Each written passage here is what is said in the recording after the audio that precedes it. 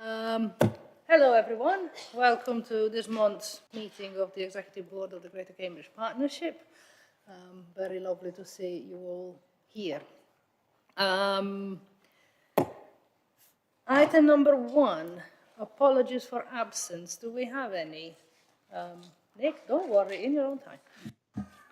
Thank you, Chair. We have apologies from Dermot O'Brien. Excellent. Thank you very much. I am sure my notes say very clearly he really wanted to come. I look forward to meeting him. I am sure that he will be with us very soon. We'll mention him soon in the agenda.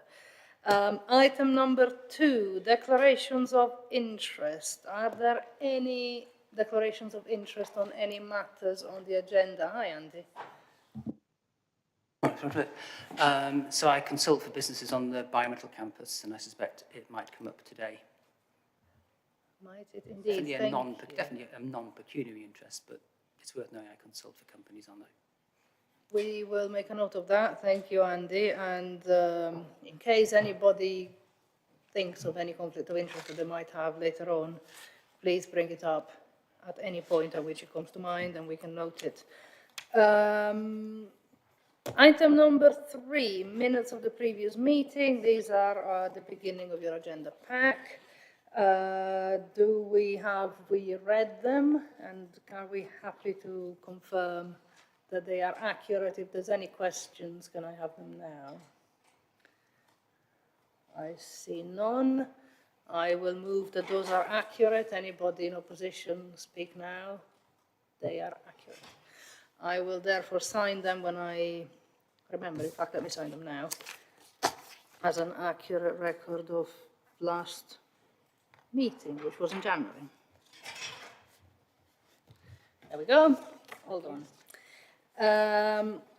Item number 4, membership. I did mention membership of this board. I did mention just earlier. We are going to have a brief introduction to this item from Rachel next to me, and we will confirm the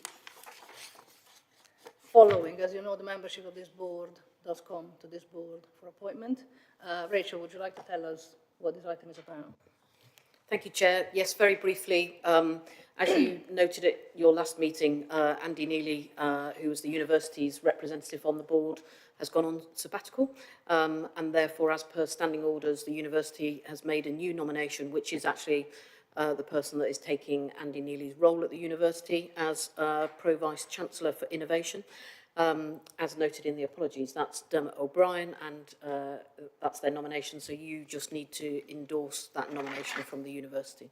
Thank you, Chair.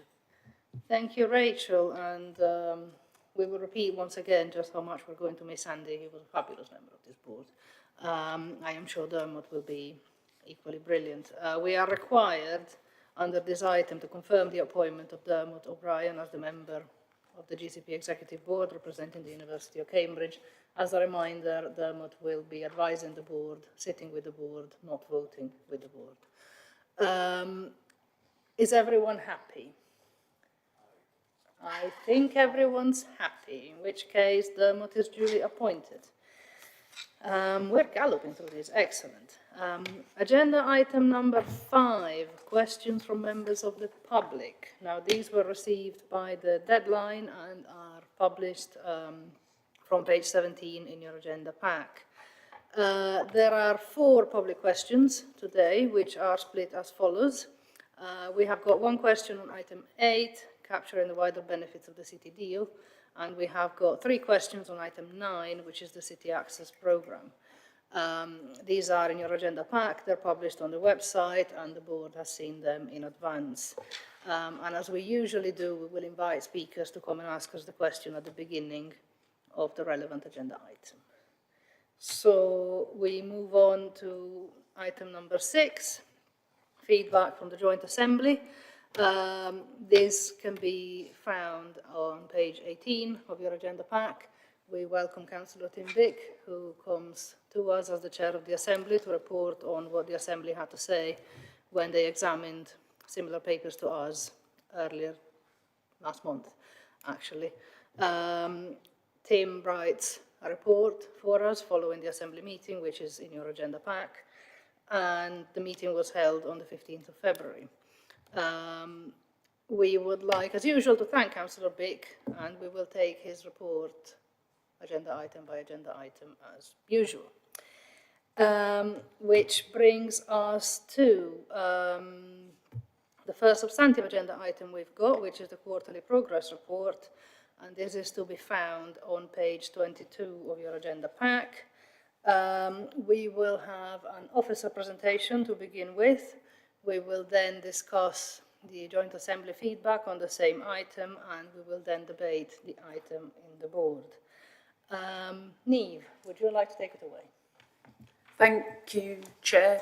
So a couple of things on this item. Firstly, to introduce Thomas Fitzpatrick, my colleague from GCP, and Tom Kelly, Director of Finance for the County Council, which is the GCP's accountable body.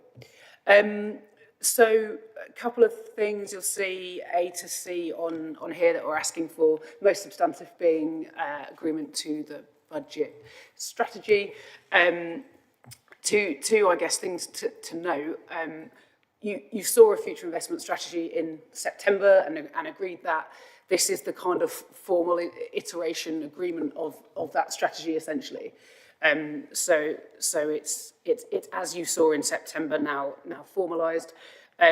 What we've also drawn out more here, or certainly just to mention, is that our over programming position. So we raise that here again, as we always do in papers, but it's budget time, so prudent to draw that out in any case. Part of the process that we're recommending that we adjust a bit, and in discussions with Tom and colleagues, is that we align your committee's finance process with that of our accountable bodies.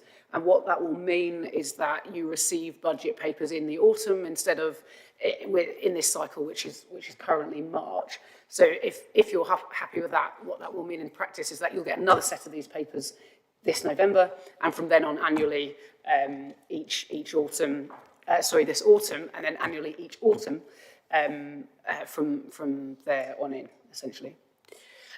So happy to take questions on that item along with Tom.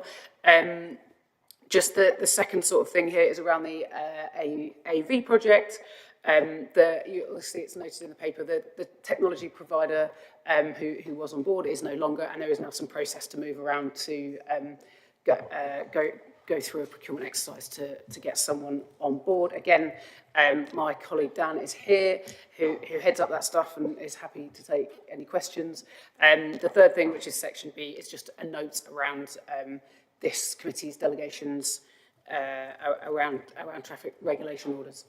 And that is it, apart from an extra in on recommendation C, which we'll strike out, and we can do that perhaps at the end of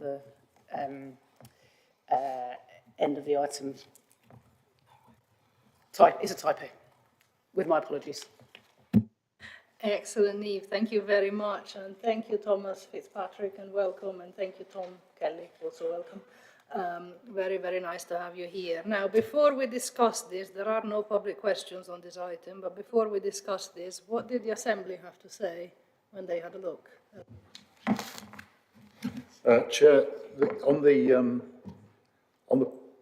the items of decision that you're recommended to make, there were no objections and no particular comments. There were a couple of areas, well, there were actually a larger group of areas of where the members of the Assembly were making comments, and I think they've been accurately listed inside your report now. But the two that I wanted to emphasise, which I think were commanding most of the energy of our discussion, were, first of all, on the financial situation. There was a lot of interest and I think some concern about the evolution of the financial situation and outlook. We were assured that the time of year when that would become clearer for us all would be next autumn, and so are anticipating that. But I feel that members of the Assembly wanted to understand, for example, what capacity there was, if any, for any further spending commitments from the GCP. Looking at the numbers we saw, it was difficult to believe there was very much. But of course, there are a lot of movable feasts in the numbers, and I think we felt it would be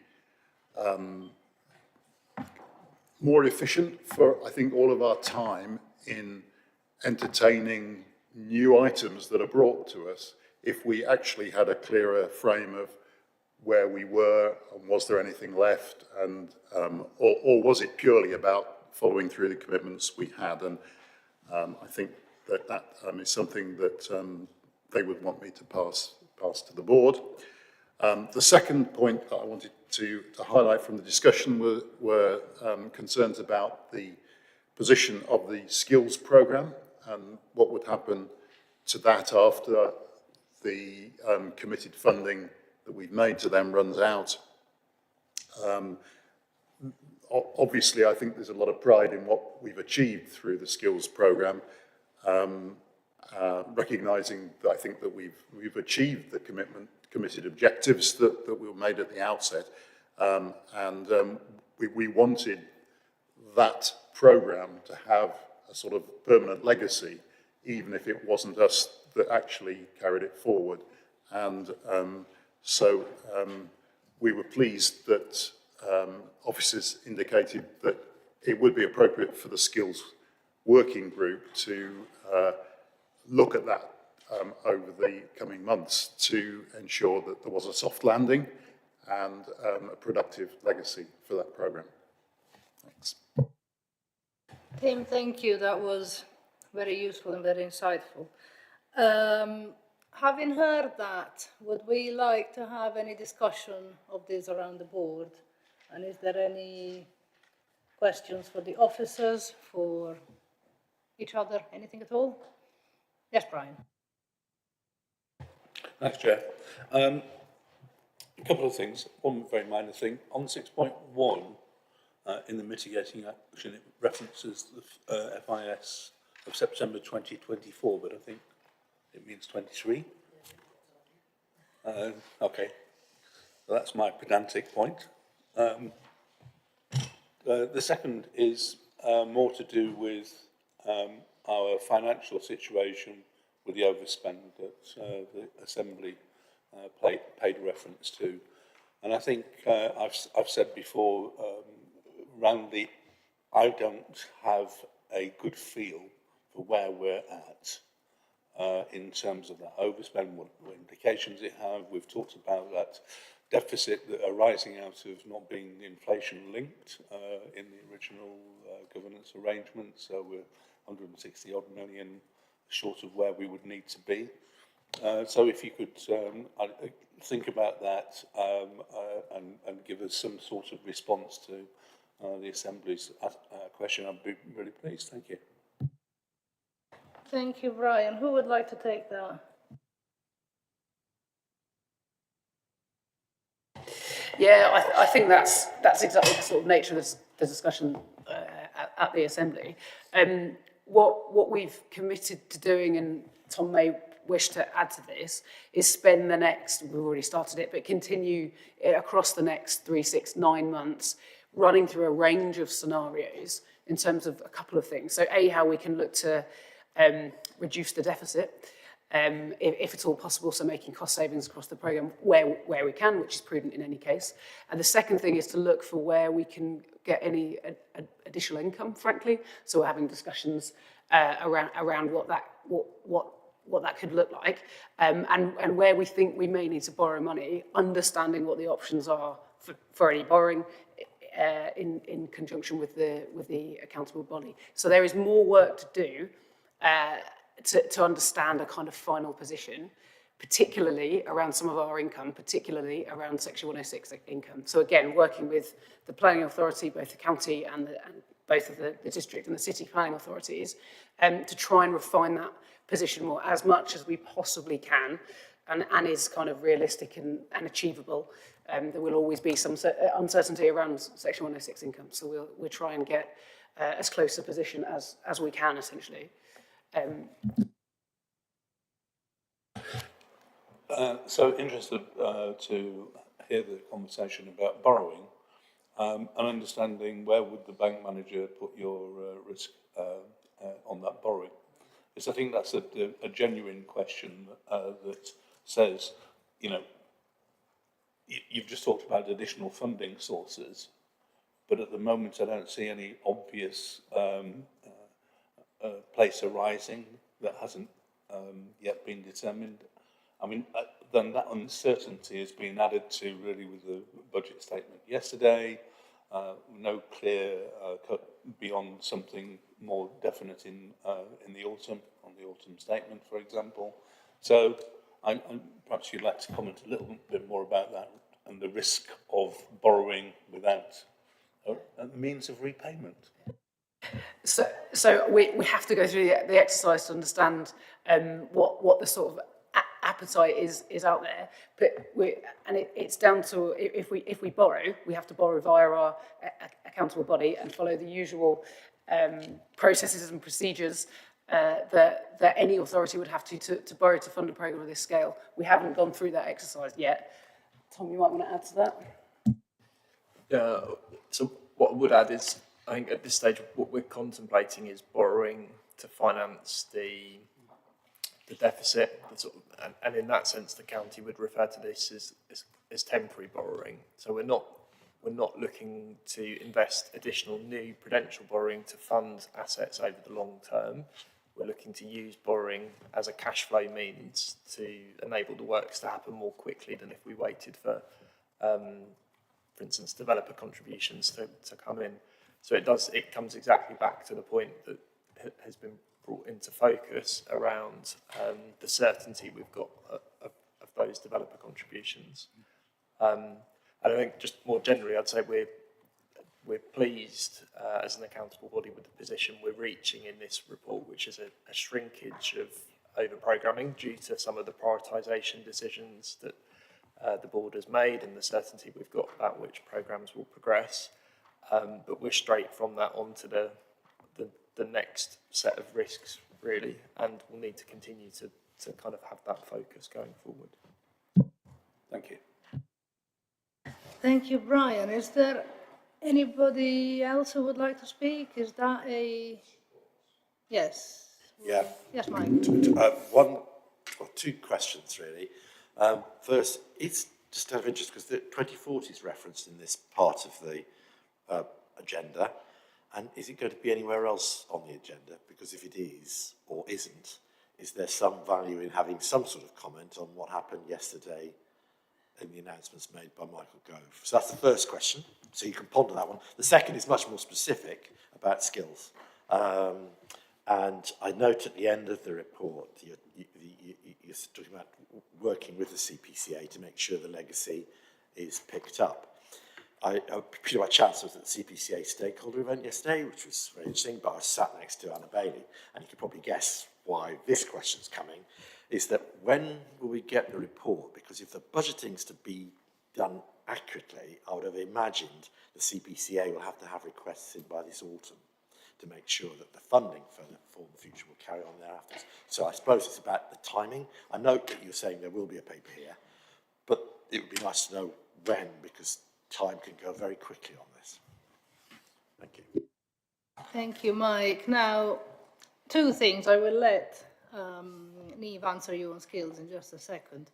Now, there kind of isn't an obvious place, but I think if we're going to discuss the announcement made yesterday, I certainly have prepared some remarks, and I think between us as the board, we can do that under this item. So I encourage you to bring it up if you would like.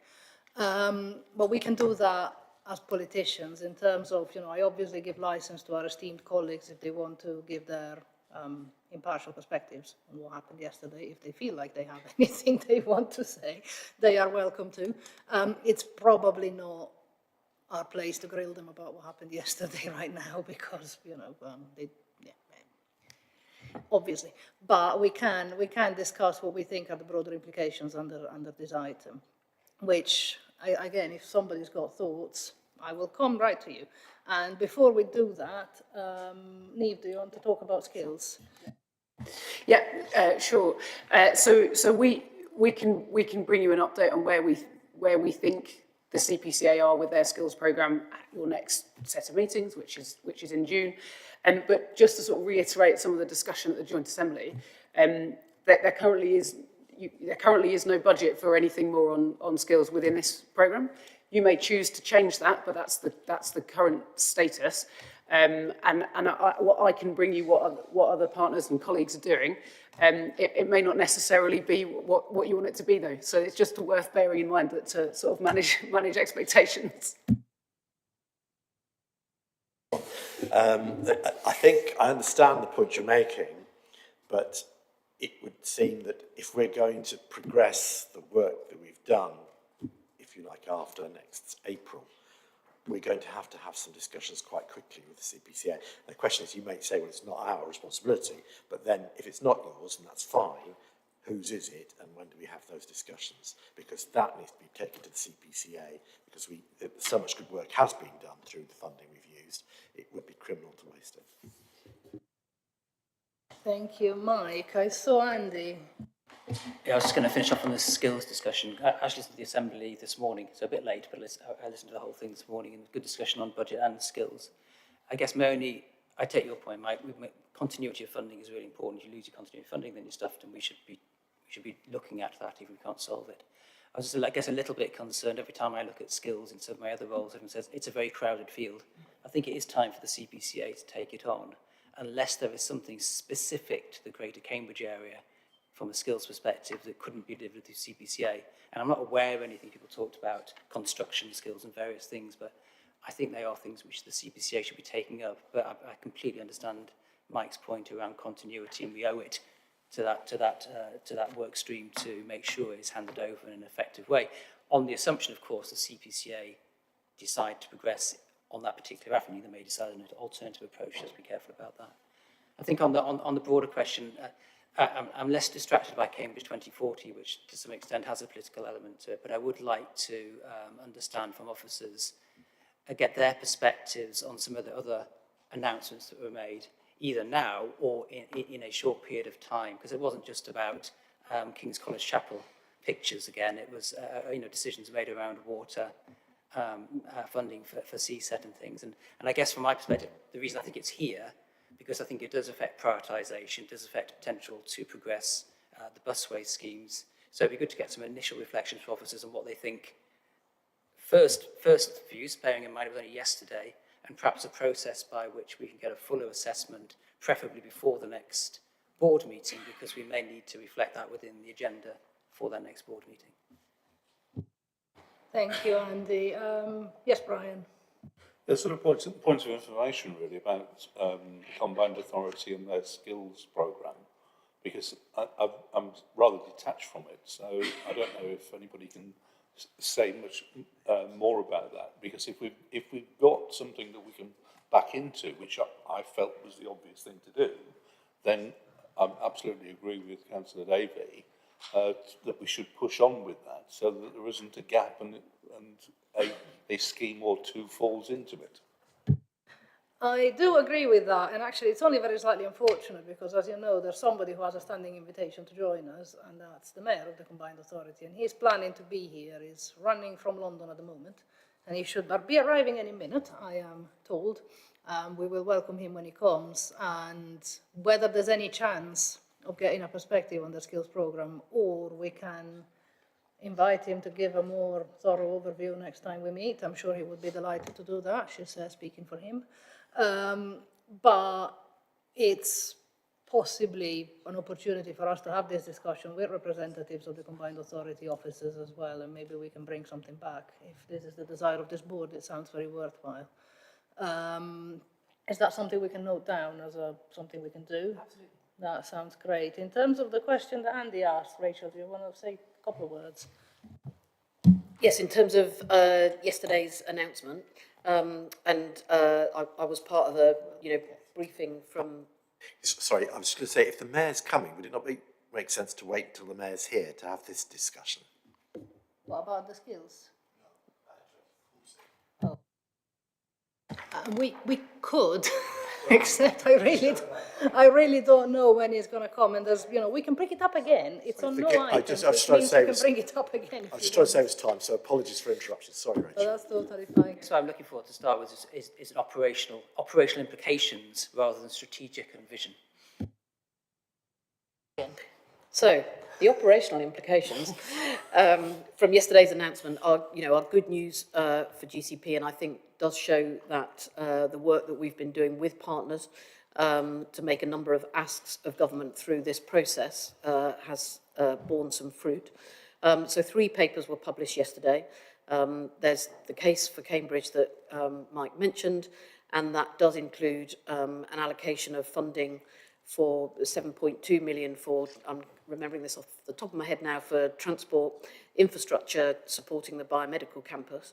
And the reason for that number is because it was the priority ask from partners, not just GCP, but from all partners, for CSET's phase 2, that would be enough to restart the process that you had to take the decision to put on pause last September and enable us to progress through the Transport and Works Act order process over the course of the coming months. So that was a significant. It doesn't fund the whole scheme, but it's enough to kickstart it, and we will be bringing you a report in June to formally do that, and then make a recommendation onto the County Council to submit a Transport and Works Act order. So that was one element. The other 2 papers were related to water, and actually Mike, may be better placed as the planning authority to talk about this, but one was a policy statement about the actions that were required, and the second was a joint statement actually from the local planning authorities, the City and South Cambs, with DEFRA and the Environment Agency, which commits to a number of actions which should enable sites in the current local plan, currently held up by the water issue, to be further progressed, and that would in turn mean that we would be able to submit the Transport and Works Act order for the Camborne to Cambridge scheme that is inextricably linked to the development of sites at Bourne and the growth of the West Cambridge campus. So they were the main things that were affecting GCP, and I think were a positive response to the asks that we've made through this process. Thank you. Now, before we carry on with this, is there any more intervention? Let's finish off the QPR. Are there any more interventions on the QPR that anybody would like to make? The quarterly progress report, which is kind of this agenda item. Yes, Andy. Quite like to do more in 2040, but let's come back to that. There'll be plenty of opportunity. I was just going to refer, I've lost my paper's gone now, the change to delivery of the autonomous vehicle project. So I know Councillor Mills was going to mention it. So we followed that project over many years, actually, because it's come in various stages. As we said, each time we run one of these projects, one of our contractors lets us down. It does make me worry about the robustness of the autonomous vehicle supply chain for something which is seen as quite important by government. And that's happened to us again. It's something we reviewed at the Smart Work stream. We're absolutely content that Dan and the team have done a really good job to rescope that project and deliver it at a lower cost. Actually, overall cost of running the project. It's a less, the scope of the scheme has been reduced. So it hasn't quite got the same oomph as it did before, but it's still a good scheme, and from my perspective, one, it serves a strong purpose in testing and demonstrating progress in Cambridge, and also keeps us on the map for future autonomous funding bids as well. So I'm content and happy to support that as a proposal. Thank you, Andy. Yes, Brian. So actually, I might come back to this during the work stream for that project. Because I'm very supportive of it. I was very disappointed to find out we'd lost effectively one of our principal partners in that. So absolutely understand and thank Dan and his team for the work that they've done in getting a replacement for that, but I'd like to actually understand a little bit more about the practical implications of that. So I'll come back to that if I may. Thank you, Brian. Now, if there's no comments on the QPR, there are just a couple of things that I wanted to say to round it off. And as I say these things, I will look very pointedly at Tom. And absolutely, if I say something that's out of order, stand up and remind me. But, you know, we're all aware from a, you know, from a more general perspective that the funding model that was given when the city deal was signed, here's a promise of 500 million, of which you're going to get a tiny bit, then a tiny bit more, then you have to pass a gateway review, and then you have to pass another gateway review, and at the end, you will have had 500 million. Now, anyone who's tried to build anything sort of more ambitious than a sandcastle knows that, you know, the promise of money to build things right at the end isn't a very efficient way of doing things. But this is kind of where we are. And we have therefore managed it in the best possible way that we possibly could, considering the timescale of the city deal, the fact that we've got a lifetime, and the fact that flexibility is required, which means over-programming, which means some things will drop off, even in the best of circumstances where your money is worth the same when it was promised as when it is given. That's also something that hasn't happened. We've had inflation, we've had cost of construction, we've had very, very bad interest rates, and, you know, the cost of borrowing, especially for us, despite the fact that there is no formal borrowing, there is certainly money that is put forward because it's not arrived yet. And since last year, this has all hit a program like ours very, very hard. So I would like, on behalf of the board, if I may, and people contradict me if they disagree, really put on record just how well the prioritization and spending decisions have been made. We have been wise, we have been prudent, we have dealt with the situation that we had quite as well as could possibly have been imagined, and hopefully to the satisfaction of the accountable body who has kept a watchful eye on us as they should. And I would like to thank Tom very, very much for joining us, and I think that we speak with one voice as the partners that we are is very, very important. So thank you, Tom, for that. That puts the QPR to bed, but before we take the vote, does anybody want to make any further comments that are not on the QPR? Any more 2040 stuff to be said? Yes, Mike. Just very briefly, I think the point I'd like to highlight in Rachel's feedback about the operational impact is about what will happen with C2C. Because I think, if I'm honest, the case of Cambridge was very nice, but there was nothing really in it. The key bit was the water statements, I think. And therefore, if it does release both Bourne and therefore enables us to do the work that we plan to do, then that's got major implications for the GCP. So thank you very much. Does that make sense for everyone? So there are a couple of things I would possibly like to say, which, you know, in some respects, it wasn't expected that we would be talking about this today. And very much up until the announcement itself, I wasn't expecting that the announcement would be relevant to the point of causing us to deviate from the agenda ever so slightly as we have done. However, this was probably the most, by some distance, the most relevant budget we've had, certainly since I've joined this board, and probably in a very long time, relevant regionally to us. There's people in this room who are already showing signs of wanting to analyse and interrogate the assumptions in the case for Cambridge, which is here. And, you know, there's quite a lot in there that will need to be unpacked, and I think there are going to be people in this room who will do that much, much better than I can. However, the one thing that we are taking away from yesterday's announcement is that we actually have recognition from government just how deserving of support the GCP programme is, and just how crucial it is for the ambitions of the current local plan to be delivered. And this is a very, very important thing, because it's not about us particularly or about the constituent councils that we represent. This is the place where we are and the making of it, and the fact that, you know, our communities need to thrive now and in the future, and this is what the programme was set up to do. And I have recently felt a rather disappointing lack of support from the same people who set us up. And it is very good to have a little bit of correction to that. You know, I have always been very, very proud that the GCP is at the forefront of ensuring that we've got prosperity being shared in this region, because nobody questions that we've got prosperity, but it isn't shared, and we need to do that. And this is what we're here to do. And we can progress now more plans than we were able to progress yesterday, and this is with government backing, and it is very, very important. It was regrettable that we had to cancel CSETs at the time that we did. As I mentioned, very disproportionate pressure on a program like ours, of cost of borrowing, inflation, and cost of materials for construction. And that, you know, we have lost 1/3 of that City Deal grant in real terms since it was promised.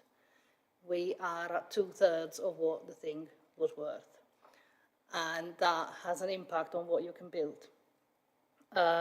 CSET wasn't as intimately linked with the current local plan as C2C and Waterbeach to Cambridge are.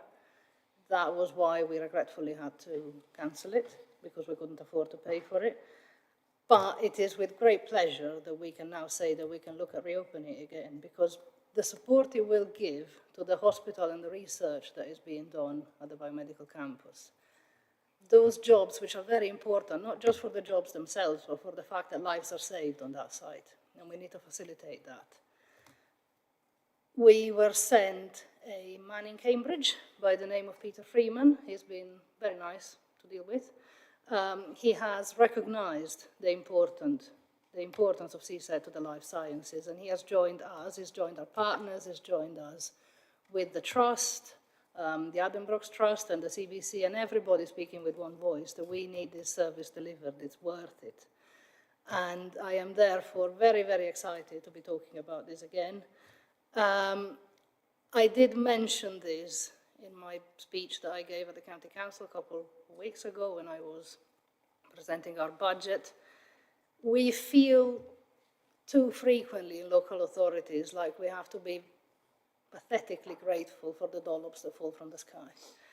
And, you know, there's a problem there which we won't go over again. But, you know, sometimes a dollop does come and it's 5% of the size that it should have been.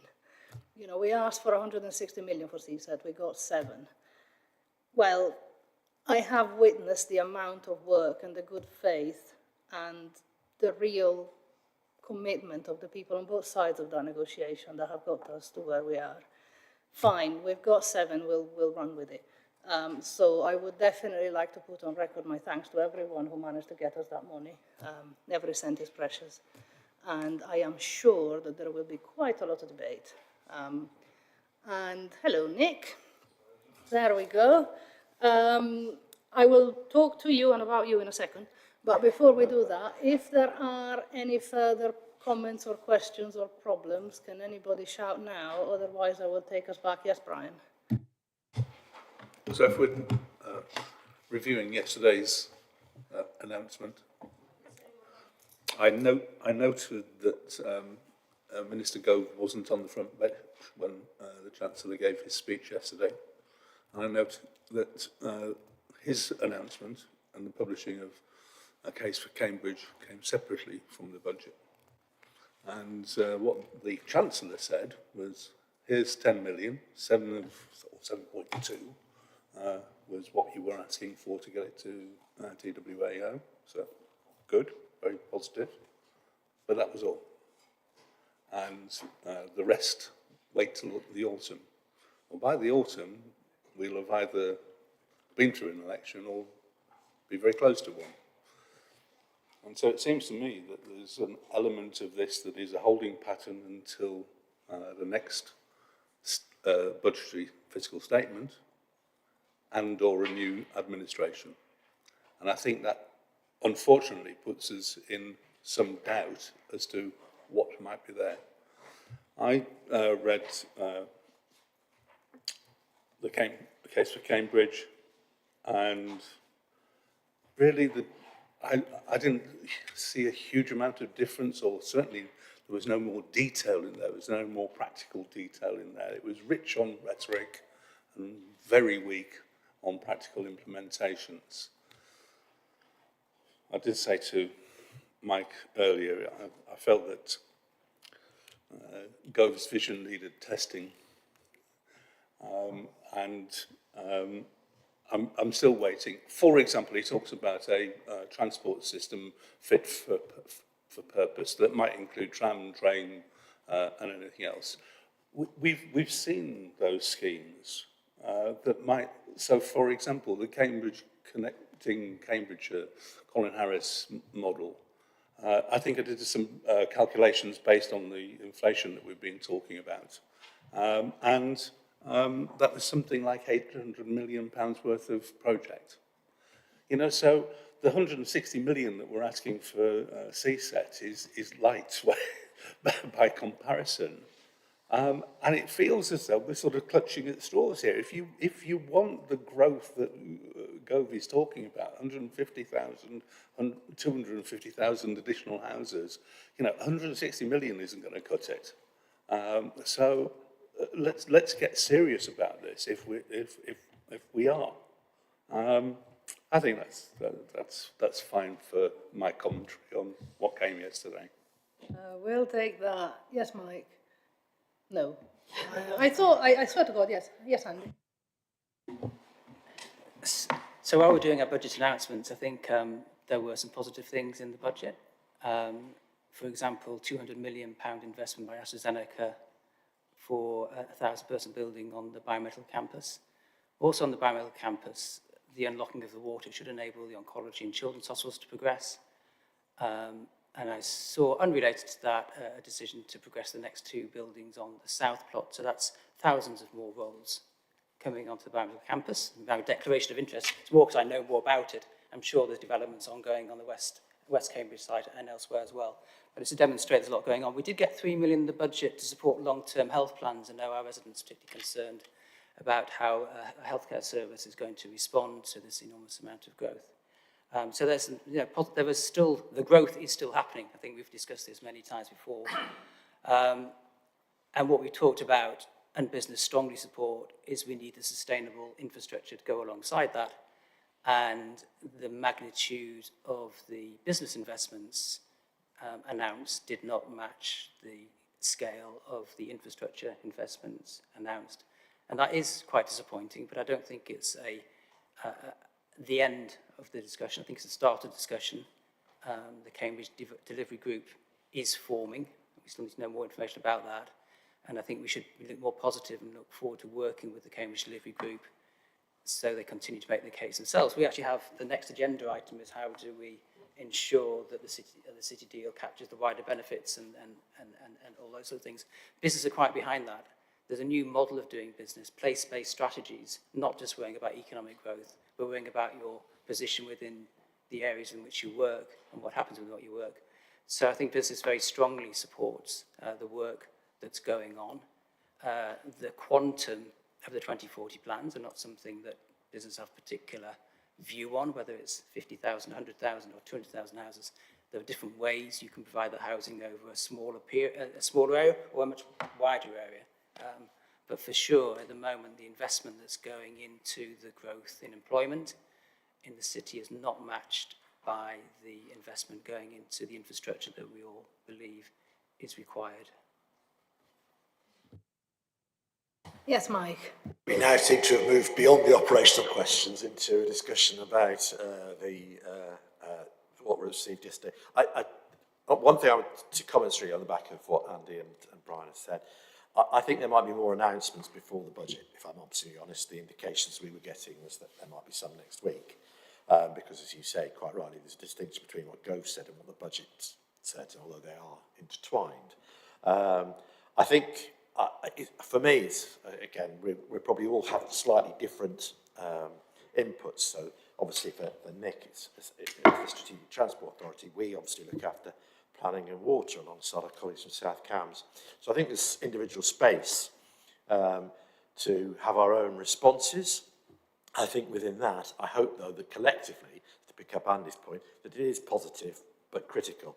I think, as we've all probably indicated, Peter Freeman is just good news, and his advocacy for the city and for the surrounds is positive. He's actually a very good conduit, and certainly from the discussions that we've had, he has batted for Cambridge and tried to feed back what we've asked for, and that I think is exemplified by the proposals that have come out of both Seaset and Water. So I think it's worthwhile continuing to work with Peter and to carry on, as Andy's suggesting. The bit for me that's still missing is twofold. There is a lack of understanding and transparency about what the development group is and who is part of it. And despite having requested on numerous occasions which subgroups are there, we seem to find out through odd conversations we have with people who are either chums or through chums of chums. So we know the developers group, we know the transport group, but we find out in odd ways. And if it's more transparent, I think it would add to creating a better picture.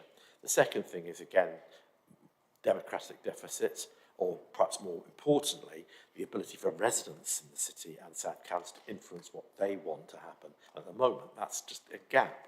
And the proposal's still absent. We still think it's a development corporation that's going to go forward, and that will not assist that process, I fear.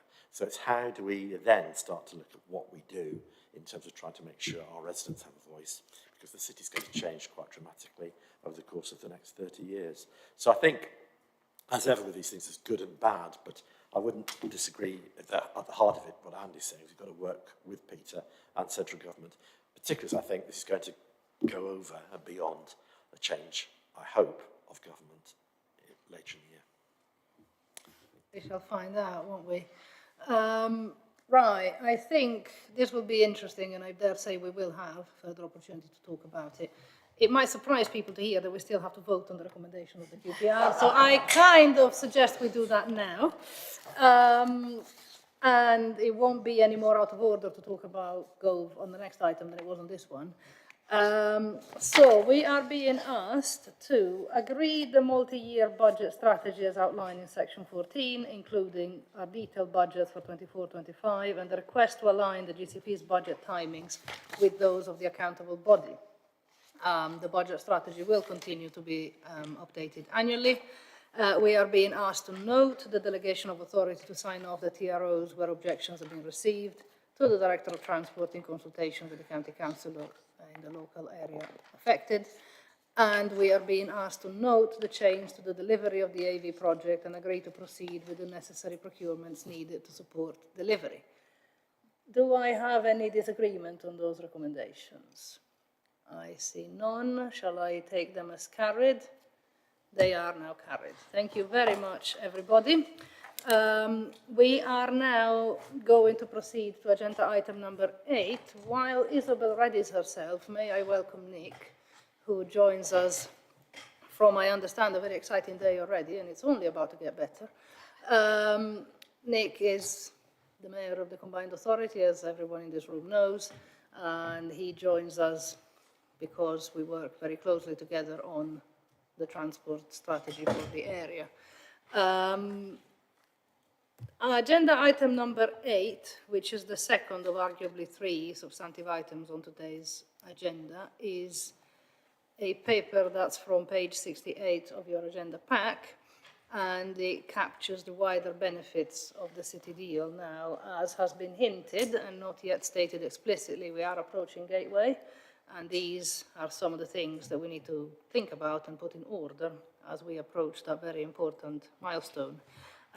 We have one public question on this item, which I will take first. That question will be answered, and then Isabel will present her paper more broadly, and we will debate. We will hear the Joint Assembly feedback on it and then debate it as a board. Now, it is my understanding that Mr. Stoughton is online. Are you with us, Mr. Stoughton? I am. Hello, would you like to ask your question now? Yes, thank you. I hope you feel better. Thank you very much. I must admit to some uncertainty as to when I should ask this question, because, as you rightly said, things come up again and again and again through this series of items. So I've assumed this is mostly about capturing wider benefits, and we'll place it here. So I know Living Streets notes the evidence of the GCP's focus on themes and opportunities, such as behaviour change in item 7, as well as improving walking and cycling, air quality, natural capital and partnerships in this agenda item.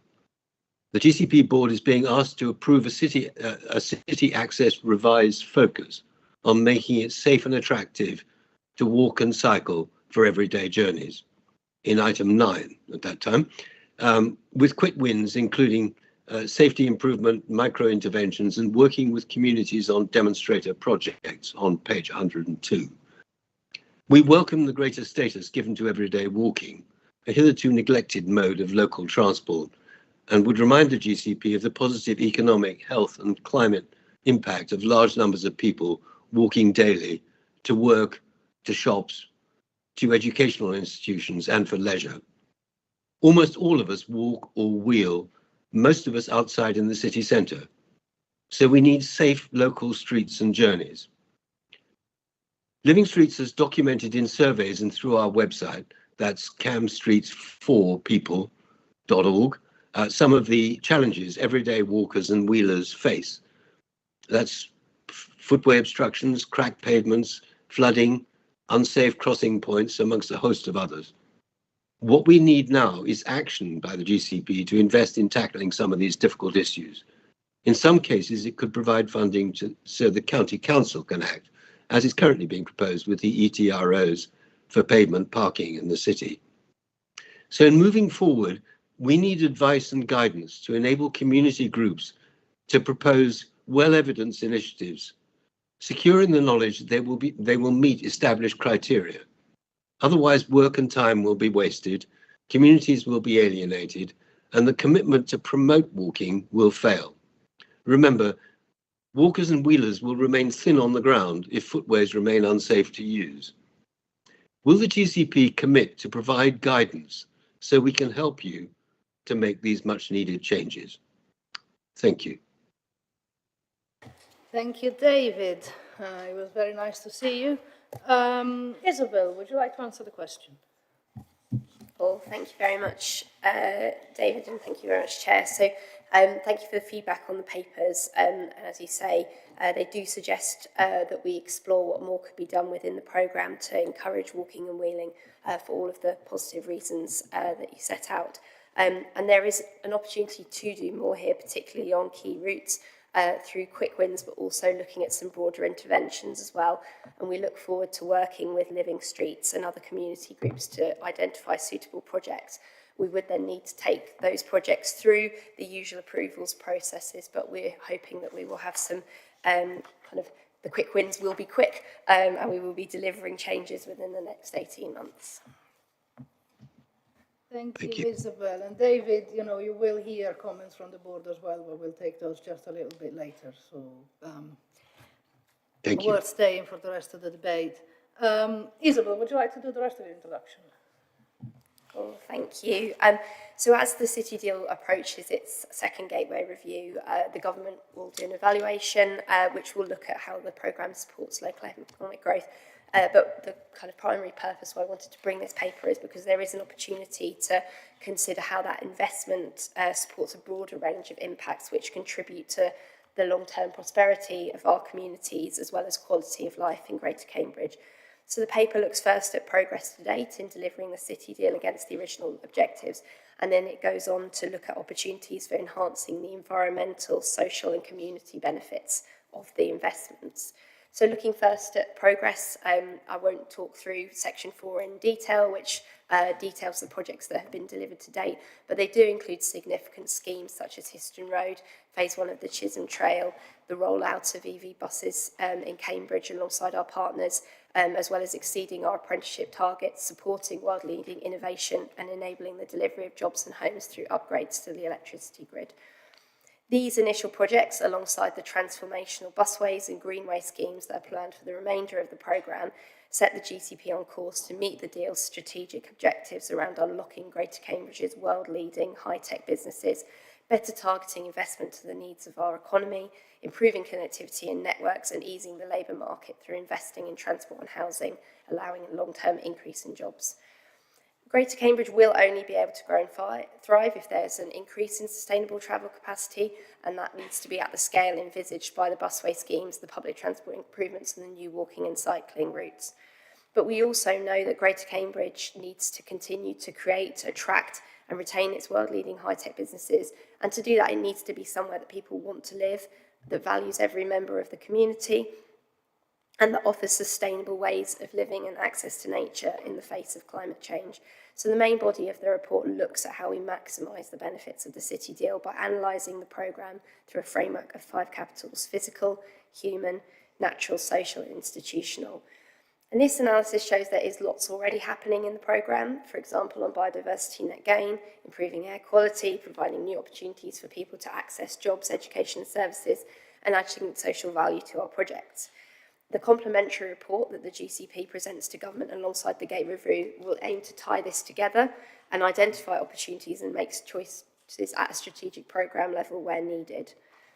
The paper then goes on to highlight some opportunities to further enhance the outcomes of the programme. So in particular, it recommends undertaking work to explore walking and wheeling, as we've just talked about in terms of the question. So looking at how we can enhance the walking environment, potentially focusing on first and last mile connectivity on key routes and around some of our railway stations. Also looking at how nature-based solutions could be used in the urban area to improve climate resilience, again possibly linking that as a pilot with one of the GCP's existing projects.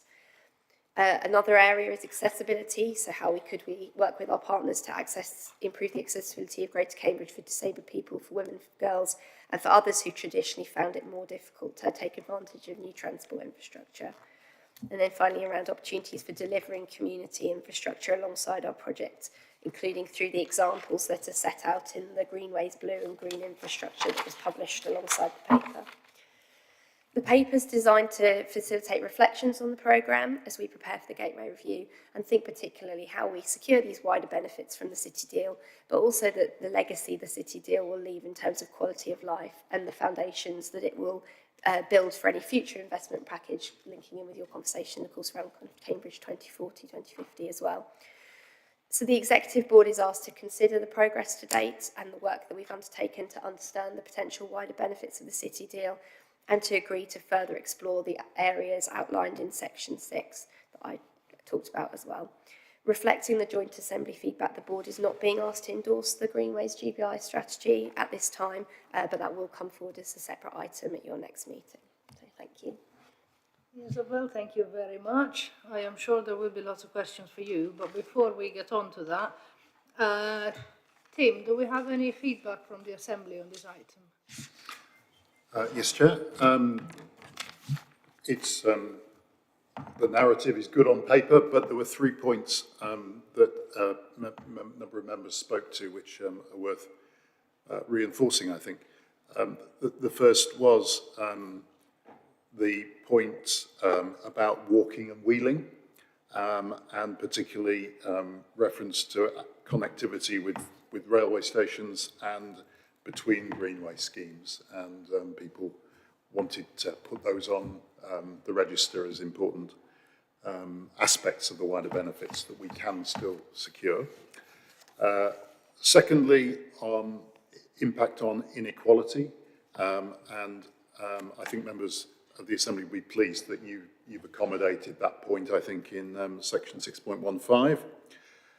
And thirdly, on institutional capital, which a point which wasn't, I think, really there before, which was going back to the origins of the City Deal. I always took it as part of the point of the exercise that it was about 3 local authorities working together and really expanding the strategic radar screen of members of those councils.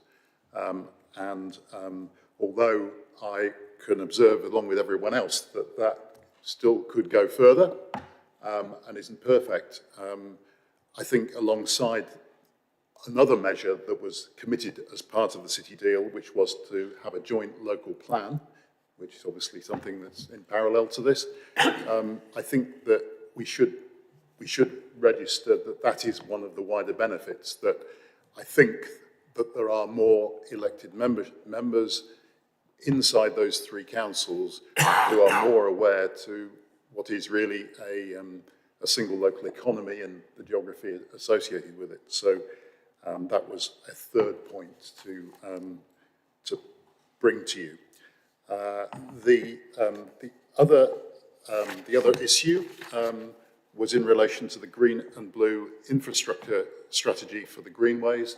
I think members of the Assembly readily agreed that this was potentially going to be one of the wider benefits, but we didn't see that it was appropriate to actually go ahead and agree what it was at the in this cycle of meetings, because it deserved, I think, a little bit more independent attention on its own. So we did ask that that came forward in the next cycle of meetings, and I think that's been accepted, and that's why it's not on your agenda today. But I look forward to that being a good document when it comes. And those were our comments. Tim, thank you very much indeed. Now, we're going to discuss this as a board. If there are any questions or any comments, would anybody like to go first? Yes, Brian. Thank you. Really, in terms of the question, one of the things that our Transport Director, Peter Blake, will be very familiar with is the number of times that I've asked for work on surfaces of both footways and our roads for wheeling traffic, because we were really keen on getting this modal shift, and if we have poor road surfaces or footway services, they will inhibit the number of people that are prepared to use wheeled transport of their own volition. And we need to keep in mind on that. But I'm very mindful of the fact, for example, we have a potential delay required because of the number of projects that are being deployed across our road network. So today, the GCP is wanting to push ahead in my own division, so I don't want to get too parochial, but there are currently 6 more projects wanting to be done in that, including fitting fibre broadband, where we have 20 plus local or companies involved in those projects, and just actually trying to schedule them in a sensible order so that we don't dig up what we've just renewed is a real problem. So that continues to be a problem. The second bit I just wanted to refer to was both wayfinding and routes across the city. And I think in another part of the questioning, what happens when you get from our lovely greenways that we're developing and you get to the borders or boundaries of the city, and then it all starts to go a little bit, well, I don't know. The blockages on the way, I've mentioned this before, and it's just inhibiting our primary purpose in getting modal shift. So I just wanted to make those comments and really in a lot of ways support what the questioner was asking. Thank you. Thank you, Brian. Very, very much agree with that. Are there any other comments? Yes, Nick.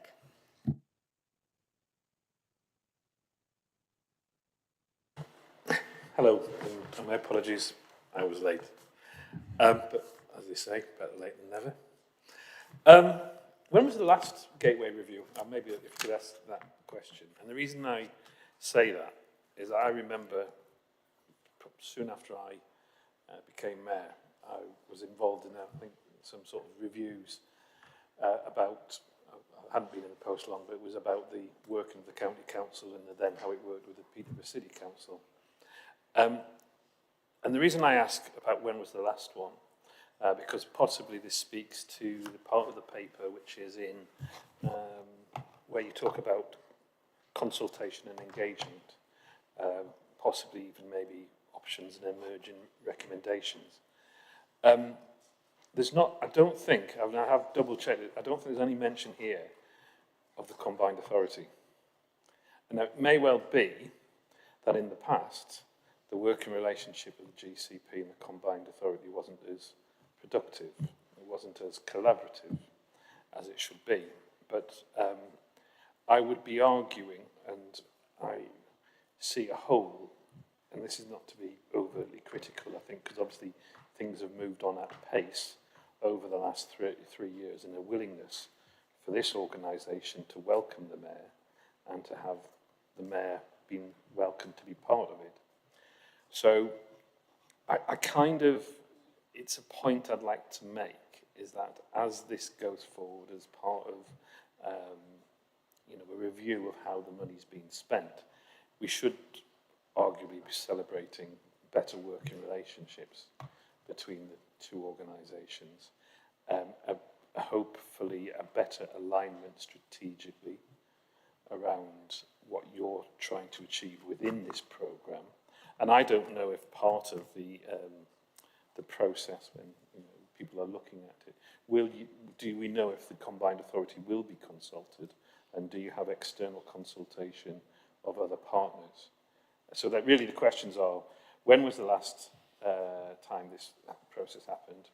Was the combined authority involved on that occasion? And an acknowledgement that it's nice to be sitting at this table, but it would be nice to be mentioned in a paper. Right, I'm sure Rachel and Isabel, probably more Rachel, will give you factual and correct answers. There's two things that spring to mind. First of all, I absolutely welcome a much better experience of having the mayor sit at this table than it might have been potentially before, and I'll say no more.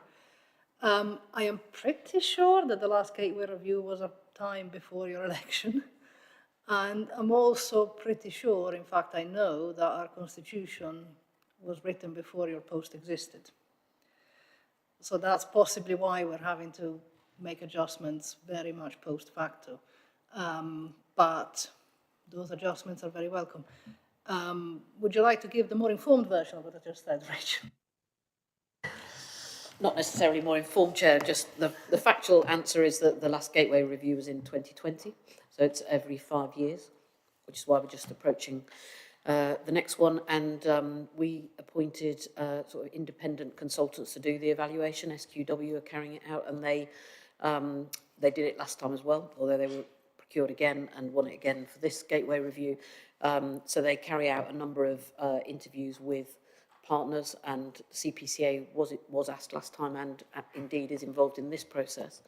And so, yes, whether it's you directly or your colleagues will be asked for a view about the relationship, and that's, you know, looking at the broader ways of working and the capacity of the ecosystem, if you like, to be delivering things. And I'm sure the enhanced relationship that there is between partners would come through from a range of different stakeholders, not just us and not just you. I'm sure others will notice that benefit as well, and hopefully that will be captured in the Gateway Review. Thank you, Rachel. Yes, Mike. Very briefly, it's interesting. I think I've seen this report now a couple of times in draft form, and I think it's very clear and concise.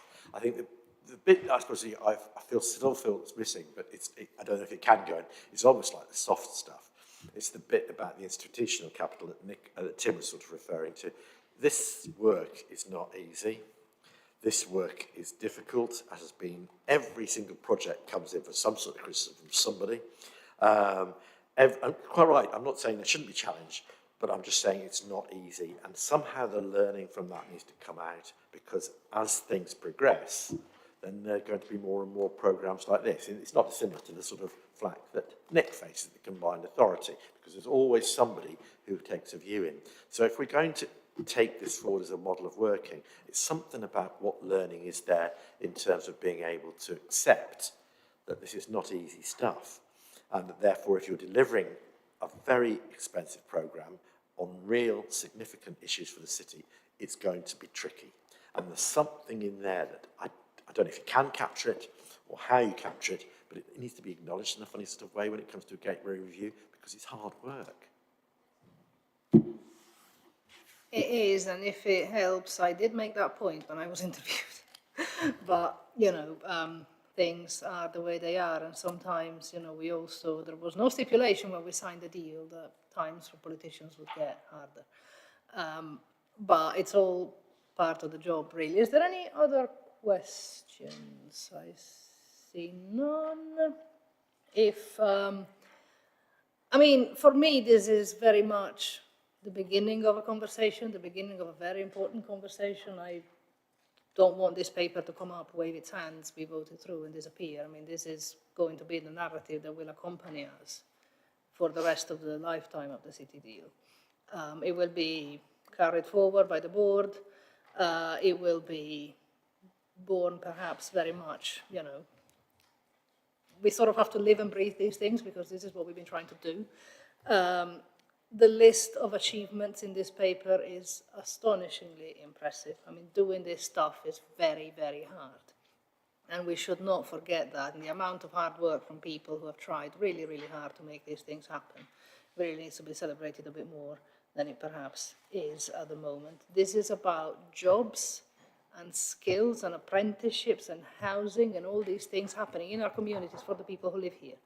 Because people need to thrive where they are, and this is what we're trying to do.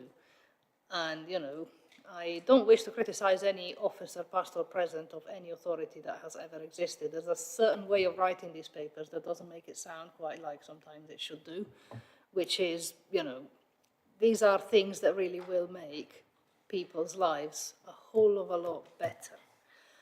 And, you know, there is no point, and I was thinking about it actually, Mike and I sort of crossed virtual paths this morning when we went on the radio, and, you know, one of the things that was occurring to me is that, you know, there is a step that needs to be taken between all these things sort of happening, the kind of stuff that happens by itself, and, you know, these lovely lab space, swanky workplaces going up in West Cambridge and CBC, and all these people from the council house window looking at these things going up and thinking, you know, I can't work there because I haven't got the skills. I can't live in those new houses because they cost too much for me.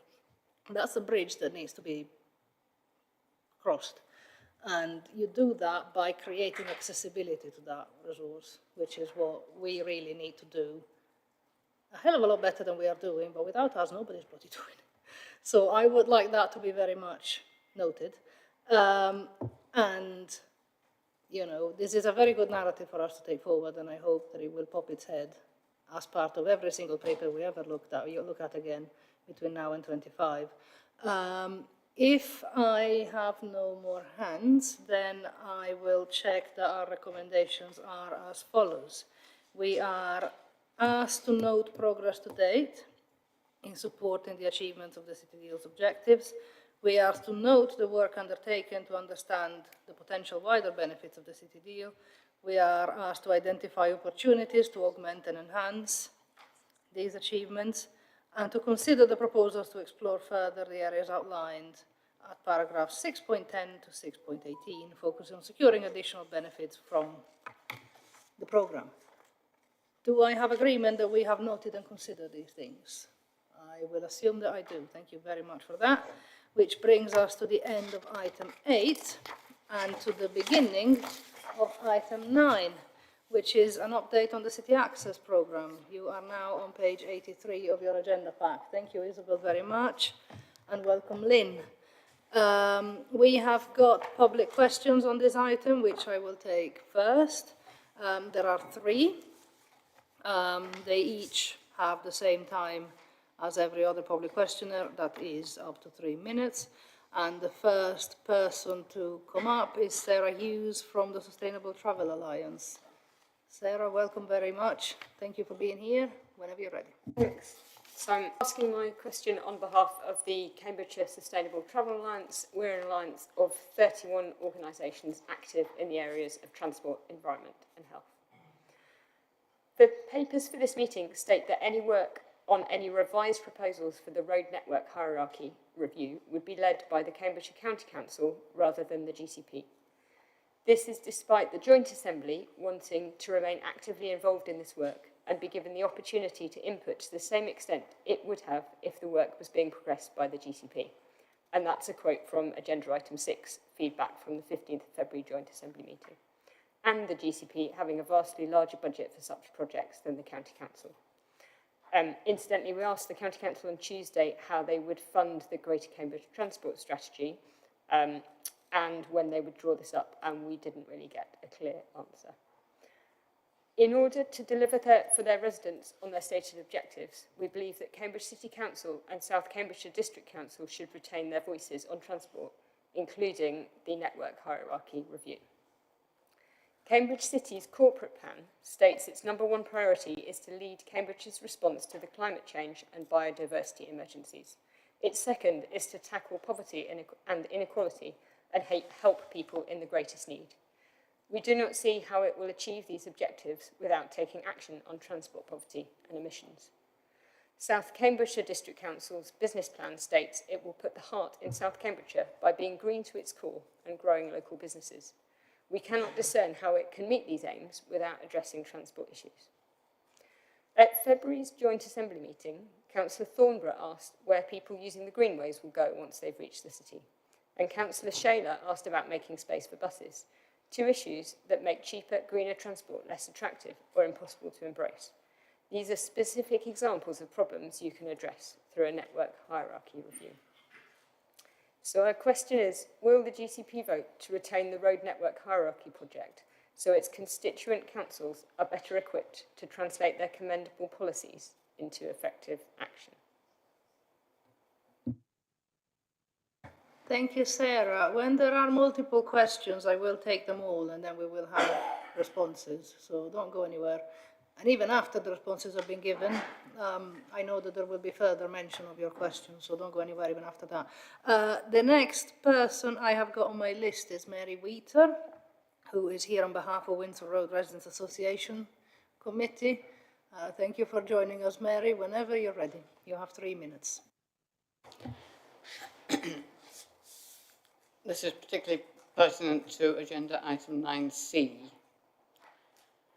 A public consultation was held between the 23rd of May and the 18th of July 2022 by the Greater Cambridgeshire Partnership on a proposed new road hierarchy. The subsequent decision not to proceed with congestion charging necessitates review of this road network hierarchy. The results of the consultation of July 2022, of which some details are given in paragraphs 7.17 to 7.19, will therefore be inapplicable. And as a passing comment, a link to the published report would be appreciated. But back to the main point. In many cases, several possible positions and/or methods of implementation would be equally effective in ensuring that the traffic is appropriate for the position of a road or street in the hierarchy, but the local view may favour a particular one. What plans has the GCP for further consultation of residents, whatever the position of their home in the hierarchy? This should include views on the revised hierarchy itself, and also give weight to local views on the details of siting and design wherever physical measures supporting road changes are proposed. Thank you. Thank you very much, Mary. And finally on my list, Josh from CamCycle. Do we have him? Welcome, Josh. Whenever you're ready, you have also 3 minutes. Thank you, Chair.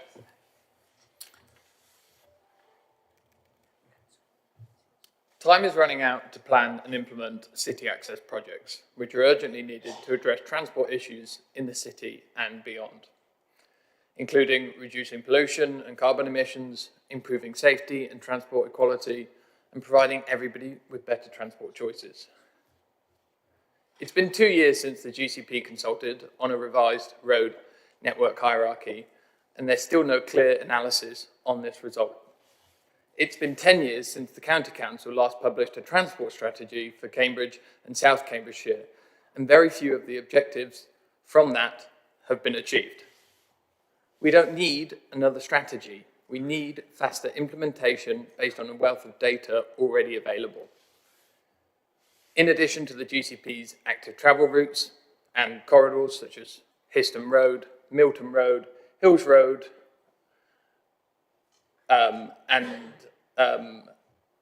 sorry, this doesn't make sense.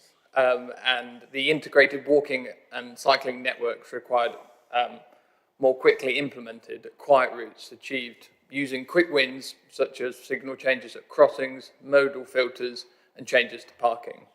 For example, during COVID-19, CamCycle designed several routes like this, including a low-cost Camborne to Cambridge option, something that would have come in handy for me today.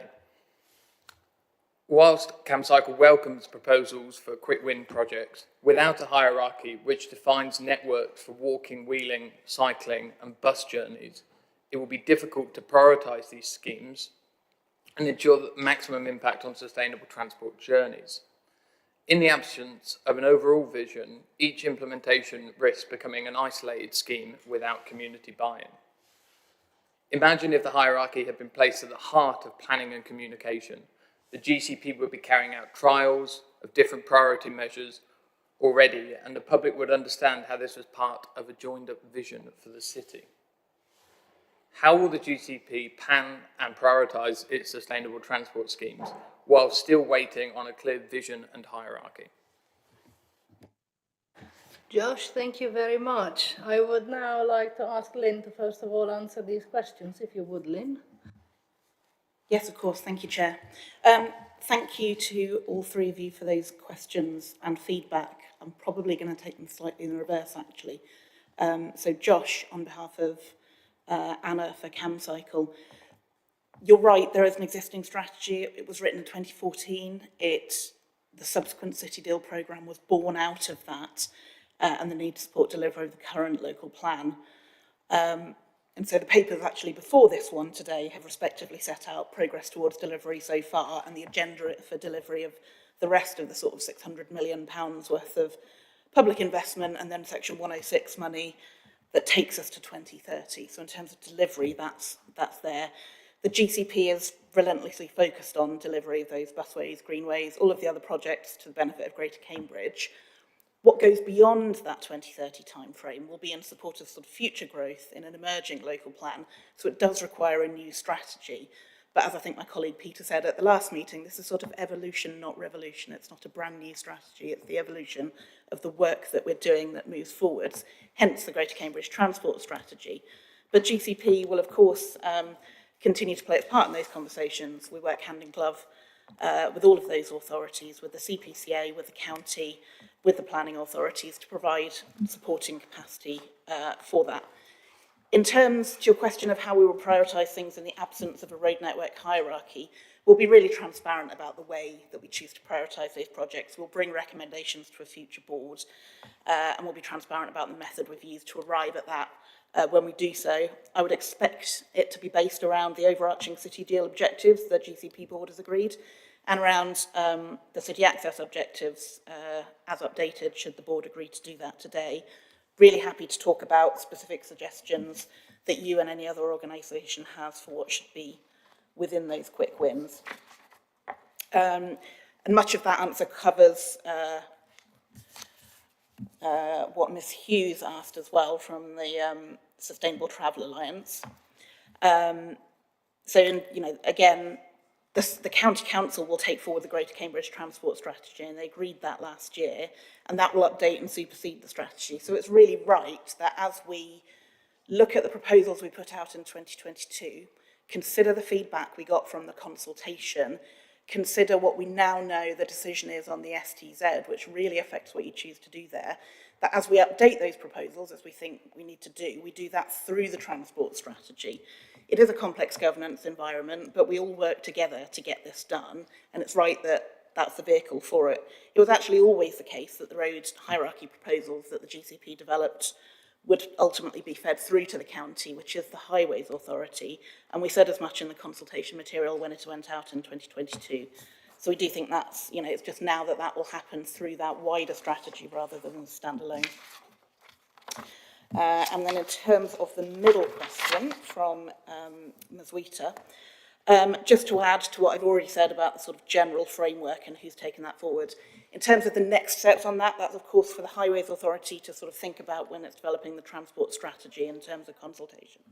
In terms of your specific question on the consultation documents and the report, there's a website link. I'll arrange for it to be shared with you after this meeting and it'll be published in the written answers. Thank you, Chair.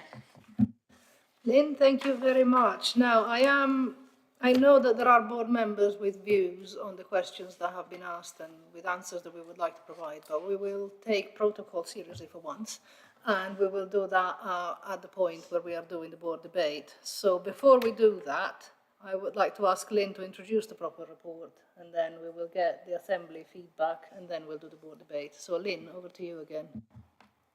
Thank you again, Chair. I won't give a long introduction to the paper because, at least in the context of City Access papers, it's a relatively short one. It is primarily an update on where we are with the City Access programme. A lot of the board's attention over the recent years has been focused on making connections, but that isn't the only element of the programme, and it's the right time now to bring the focus back and update on where we are with the other strands of it. So the paper first sets out some updates that are relevant from elsewhere in our area about transport policy and delivery. So it touches on updates on bus reform progress, on decisions on BSIP funding, on the county decision to develop the Greater Cambridge Transport Strategy to support the local plan. Also worth flagging that since we published our papers, the Planning Service have published an indicative revised timetable for the next local plan. So that's that sort of update on what's going on elsewhere in which we contextualise City Access. There's also an update for the board on progress to date of what the City Access programme has achieved. So we set out the quick win projects and other things that we've been doing over recent years. So we touch on things like subsidising free park and ride parking since 2018 to encourage those cars off the road in the city centre, contribution with partners at CPCA and others to electric buses on the network, funding civil parking enforcement in South Cambridgeshire, which allows us to keep traffic moving, and so on. We also give an update on the elements of the City Access programme which are ongoing at the moment, several of which were paused while we worked through making connections, simply because the decision there on whether or not to have an STZ would have made quite a different context and therefore would have changed our recommendations on any of those strands. All the parts of City Access do aim to be an integrated whole, so to the extent possible we will run these in parallel from now on and complementary to one another. You know, the Joint Assembly raises to us, and we do fully expect to make these a sort of coherent set of changes that move us in the direction set by the objectives of the programme overall. We've also taken the opportunity to formally publish results of the consultation from 2022 on the Road Network Hierarchy Report, and those are linked there. Now we've resumed work. We've taken the opportunity to suggest some amendments to the objectives of the programme overall in paragraph 11.6 and ask you whether, in light of recent discussions, we want to change the explicit reference in there to raising money.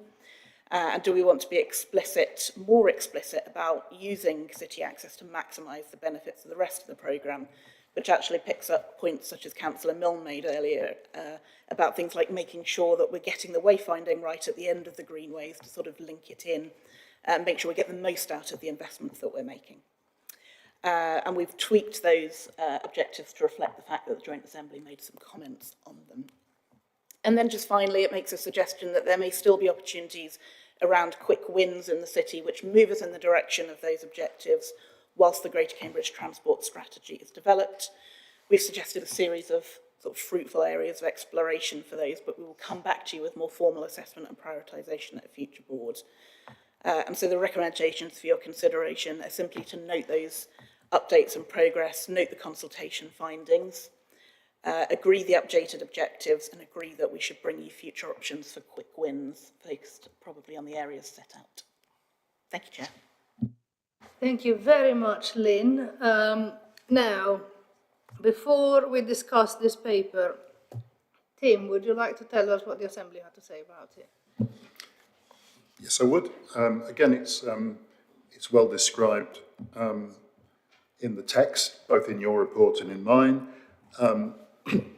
We supported the change in the City Access programme objectives and welcome that that now includes the refinement in section 11.6 to make more explicit our goals in terms of outcomes, so that's good and I'm sure will be welcomed by members of the Assembly. I did just want to add some colour to the range of other comments about this report. I think it's right to say that members of the Assembly are quite uncomfortable with more of the accountability for this programme of work, migrating away from the GCP. I mean, we've all read carefully the reports we've been given, but it is quite odd for the GCP to be consulted by the County Council when actually the GCP was formed to include the County Council and to be the place where this work was jointly owned. And just like I said earlier about how going back to when the city deal was established, it was quite intentional that both layers of local government were sharing in these in this work. It was also quite intentional that the focus of it was narrowed down to the Greater Cambridge geography, and when the work migrates to decisions from the GCP to the County Council, clearly that changes because the County Council has a representative function much wider than this geography. And this is a personal comment from me, interpreting what I've heard in our debate, but I would encourage the two representatives from the two lower tier councils on the board to avoid surrendering the role of their councils in policy for transport. This was hard won in the city deal because previously they had very little role in transport policy, and in my opinion, they should be circumspect about letting it go again. And at the very least, I would suggest that GCP funding or resources should only be used on terms agreed by the GCP, because I can see that we've amassed not only the resources in terms of finance, but also in terms of talent to deliver, which is enthusiastically sought by the County Council and others. So, I mean, I think we need to make sure that that is used on terms that the board ought to be supervising quite carefully. So some of that was personal comments, but I think it's fair to give that interpretation, which I think I can as having been someone involved in the original city deal itself. Tim, there is very little you can't do around this table, but don't abuse it. I'm kidding. No, thank you very much for those comments, and we will now open it to the rest of the board for discussion. And I think it's actually appropriate before we get into the actual paper, which deserves proper attention, and we will get to that in a moment. There are some comments that we can probably make on some of the questions that have been raised, and on indeed some of the points that Tim just made. Before I go, would anybody else like to go? Brian, I thought you were keen, and then Andy. Yes, so Tim has just reminded me about the nature of the construct of the GCP as being a joint committee of the three councils. Interesting to compare our role and the way decisions are made of this committee, this joint committee, in relation to the county council. Because as Tim says, they've got a much wider remit geographically. But also there's been changes since the 2013-14 transport strategy that the County Council created last time, and they are no longer the Transport Authority. The CPCA is the Transport Authority. So I ask a question, when we have had that change, why would we go to a body that's no longer the Transport Authority, but some sort of commissioning body? Have we gone out to competitive tender to provide that?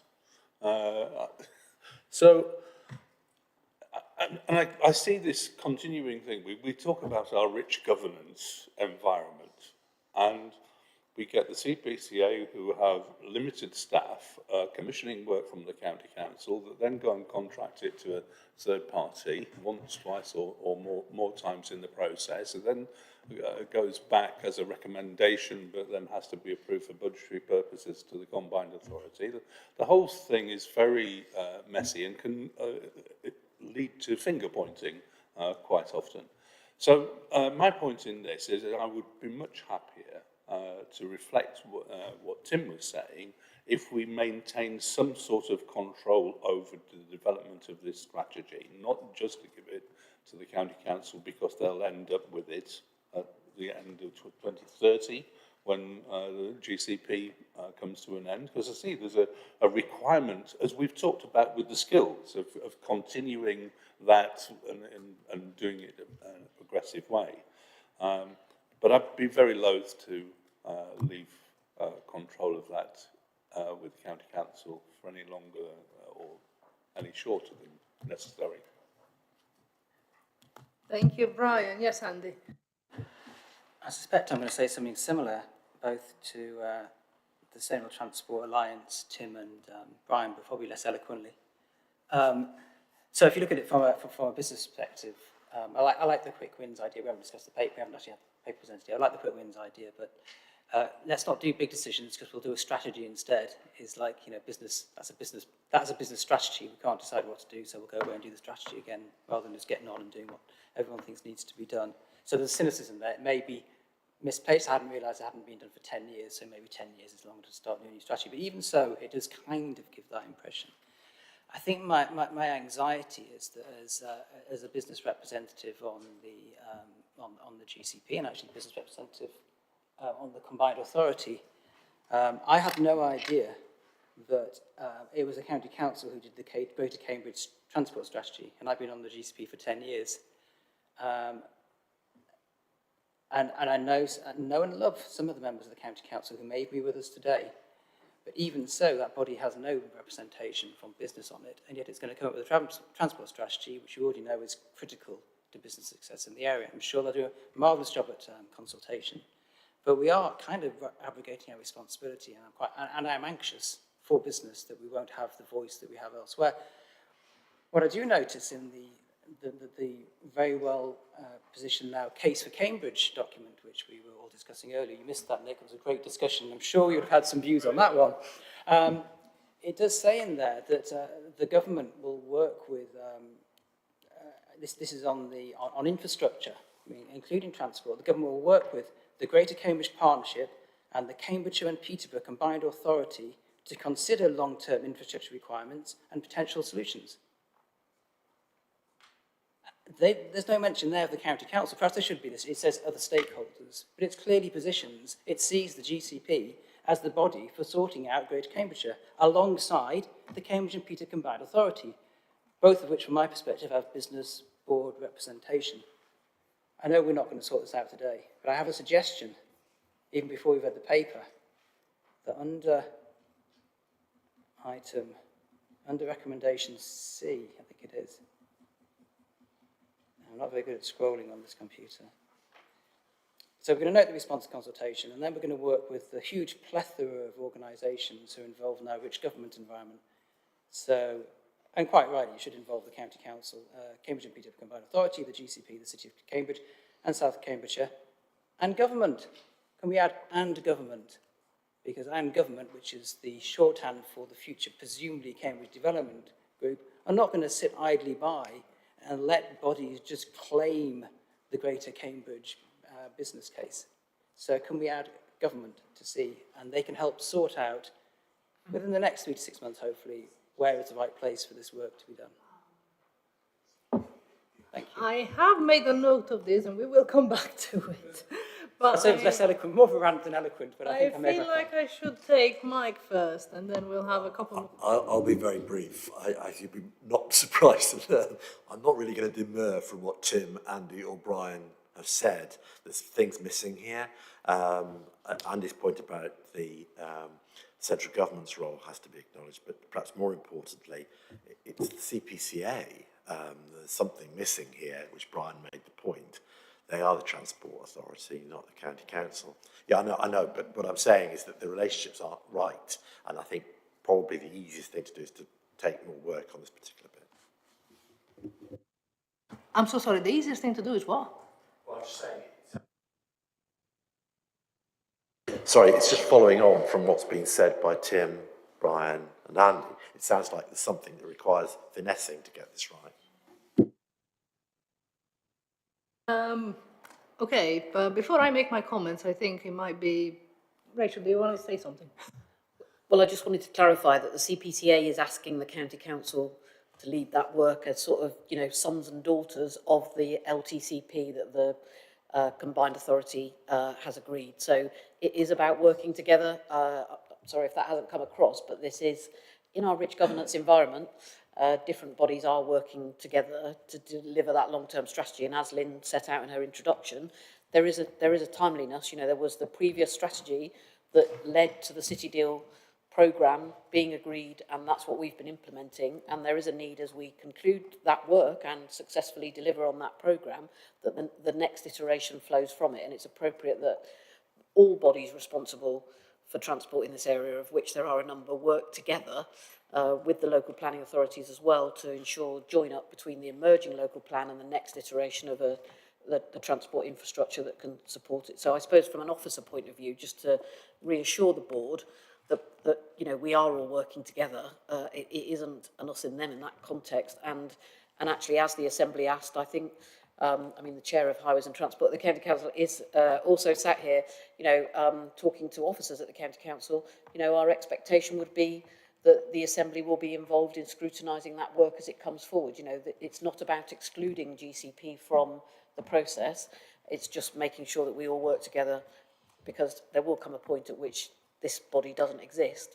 The County Council and the CPCA will be those left to take it forward. Yes, and then I'll take Nick. And I understand that aspiration to have great collaborative working. I just look at the bullet points. It says so the Cambridge County Council, Highways and Transport Committee, to read amongst the things, develop a Greater Cambridge transport strategy to support the emerging local plan. Work with the CPCA to deliver a rail strategy. Work with the GCP and CPCA to make the case for CSET. So perhaps it's just a clumsy use of language, but when it says develop a Greater Cambridge transport strategy, there's no mention of other bodies working collaboratively with them on that. Is that from the H&T papers that you were reading? Oh, that's our paper. But that's not... Section 4.9. Oh, right, okay, sorry. Nick?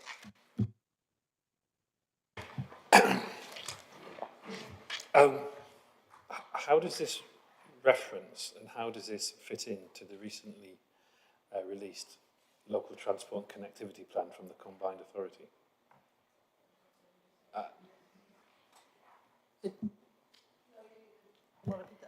Well, I think Councillor Beckett might want to come in as well, but this, you know, the County Council has been asked to do this by the Combined Authority. I think you're confirming that at your H&T committee next week. So there's a little bit of... there's another one. There was one tick. Oh, just have them. The tick, okay. So there's definitely alignment. The County Council is being commissioned by the CPCA to develop sons and daughters of the LTCP. Well, no, Alex had it as his committee, so it's probably appropriate for him to... I'll tell you what, we'll do that in a second, Brian.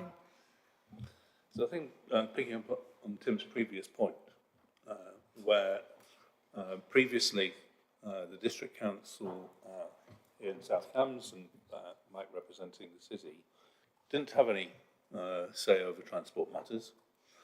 When I first got here in 2018, I was mortified by the divergent number of people that came to see us as a District Council and tell us what was going to happen to our transport strategy. And I was actually quite hopeful until recently about that convergence, and I'm less confident about it now. And I think we would be unwise to let go of an amount of control over what is produced as a transport strategy for our area.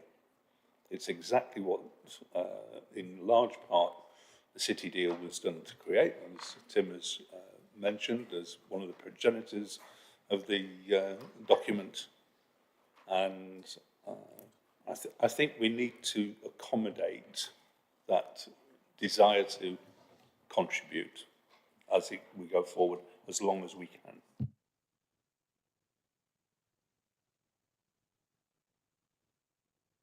Now, I'm going to do something exceptional, which I will not do all the time, but Alex, if you would like to come forward and take the speak, I will give you one opportunity to shed some light on the fact that our rich governance environment seems to have gotten itself into a bit of a muddle at the moment. So Alex chaired HNT last week, and as Lynn was about to point out, there are things in that paper which are helpful. Where's the, I thought there were mics over there. December HNT that discussed. Oh, there's December. So, save us from ourselves, Alex. Hello. So, wasn't expecting to come forward and speak here. I think it is important to say that the transport strategy for Greater Cambridge is a subset of the Local Transport and Connectivity Plan, which is NICS. It doesn't sit on its own as well. We have a suite of transport strategies for other areas around the county. So we've already passed our Fenland transport strategy. There's the Huntingdonshire transport strategy. So this isn't in isolation as a Greater Cambridge transport strategy. It sits amongst a raft of other transport strategies that have been developed across the county. And obviously, as part of that, I very much envisage us working as one body together and working with the GCP on it. This isn't about kind of the county versus the GCP. Obviously, the county holds the powers in this respect, but the GCP has been doing so much with it that it definitely makes sense for us all to work together as one organisation. And I wouldn't be at all surprised if, while we haven't published the formalised process for this, that it wouldn't come via the GCP Assembly or someone else, somebody like that, to be able to comment on it as well. Very much envisage this being a work of both bodies together, not something that is specifically just the County Council. As others have said, the GCP has been set up as a joint committee and therefore has a lot of those really useful powers and knowledge before and previously it's going with all of that. Does that shed any light? We will let history judge that, Alex, but thank you for joining us. I will, yes, Alex. Sorry, Andy. And it's all over sense. I mean, so the county council has retained powers over transport strategy. Is that right? They're not. They don't sit with the combined authority. You still retain powers. From my understanding, the combined authority is the strategic transport provider, but the county council is still doing the transport strategies. Hence the fact that it's done all the other ones. And in fact, we've been delaying doing the Greater Cambridge Transport Strategy because of the work the GCP has been doing. But now it's kind of got to the point where we really need to have that transport strategy because it feeds into a whole bunch of the other work that we do. Does that make sense as well? Right, process-wise, Peter might have something that he can, again, save us from ourselves. Thank you, Chair. In 6 years, I was hoping to avoid speaking at one of these meetings. There's a very helpful report going to the Combined Authorities Transport and Infrastructure Committee next week that makes clear that the Strategic Transport Authority is responsible for the development of these strategies, but needs to work hand in glove with the Highways Authority that clearly uses them through the planning process and the development management process. So in this instance, the Combined Authority has been working and agreed with the County Council. The County Council will lead on it as it leads on the other local strategies. So in terms of some of the particular questions, all of the constituent authorities will receive this through the ordinary course events of the Combined Authority because you're members. The business representatives will see that through that process. But the lead agency in terms of delivering this, because there's a lot of stuff going on and we all need to work together, is very much Alex and his team at the County Council. I hope that provides some helpful comments, Chair. Thank you very much, Peter, and history will judge that as well as Alex's intervention. But I think, this debate is kind of really off topic of the paper that we're actually on, so I was going to bring it to a close, if that's okay. Mike, you have 30 seconds. It's just to repeat what I said earlier. I think given the debate and the discussions we've had, I think it'd be helpful to have this section clarified as to who's doing what, when and where. And whilst I appreciate what Alex has said, I'd like it in writing. And so I think it would be really helpful to make sure, as an understanding, that we can then agree on as to what actually is being proposed, because I've heard a number of things, if I'm honest. So and then take that out of this report and we can accept the rest of it. Yeah, no, we absolutely will do that. And I will bring this to a close now with that as a request for further following up, which we will do. And given everybody's given their opinion as to how to fix this, I will do mine before we close it, which is as follows. This is very much going to be a joint endeavour, and there is absolutely no provision anywhere for any spending decision that this board makes for it to not be made by anybody else other than this board. I mean, every penny that goes out of the City Deal grant does so at the behest of this board, and that's not going to change. There's another aspect which it is important to mention, which is the fact that, you know, the STZ was kind of the last hurrah in terms of let's get a big, new, ambitious project that the GCP can deliver within its lifetime. Now, it's gone the way it's gone, and in order to fulfill our ambitions on behalf of residents, we're going to need to actually spend the last 5 years focusing on the delivery of what we've got on the table. I know this isn't pleasant hearing to very many people. It certainly isn't for me, but it's how things are. The infrastructure we're building, the schemes that we're funding, and the other schemes which are meant to operate beyond 2030 are going to be inherited by the county council. They're the ones who are going to have to take them forward. These busways we're building, these greenways we're building, they're going to be theirs because they're highways. So they need to have something, a bucket ready to take them when the GCP falls, as it is expected. So that's part of why we're going to need to try and set the infrastructure right now. Otherwise, beyond 2030, we will be in trouble. But I do sense that this deserves probably its own discussion, to which I am sure that we will have further interventions on, and we will do that separately. At which point, I think it would be good to bring us back to Lynn's paper on the actual city access objectives. And is there any comments on that from anyone? This is going to make me look rather stupid if nobody does comment on the actual paper. In terms of the, let's talk about that first. Do we want to add government to recommendation C, as Andy has proposed? Is that something that we're all happy to do? Because I'm happy to take that forward if we want to. Shall we do that? In which case, the recommendation C now reads, note the response to the consultation on the revised road network hierarchy, ... the City of Cambridge and South Cambridgeshire and central government. How about that? Are we happy to do that? We will take that as carried. Sorry. Yes. No, will you just give us a moment? Sure. Absolutely.